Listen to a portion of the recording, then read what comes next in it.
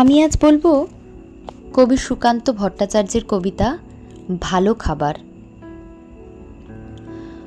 ধনপতি পাল তিনি জমিদার মস্ত, সূর্য রাজ্যে তার যায় না কো অস্ত। তার উপর ফুলে ওঠে কারখানা ব্যাংকে, আয়তনে হারালেন মোটা কোলা ব্যাংকে। সবার হুজুর তিনি, সকলের কর্তা, হাজার সেলাম পান দিনে গড়পড়তা। সদাই পাহারা দেয় বাইরে সেপাই তাঁর, কাজ নেই তাই শুধু খাই খাই বাই তার।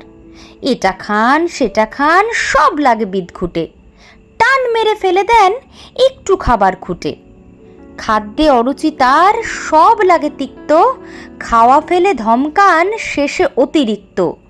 দিন রাত চিৎকার, আরও বেশি টাকা চাই, আরও কিছু তহবিলে জমা হয়ে থাকা চাই।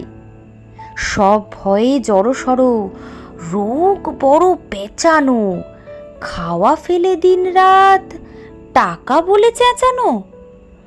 ডাক্তার কবিরাজ ফিরে গেল বাড়িতে, চিন্তা পাকালো জট নায়েবের দাড়িতে। নায়েব অনেক ভেবে বলে হুজুরের প্রতি, কি খাদ্য চাই কি সে খেতে উত্তম অতি।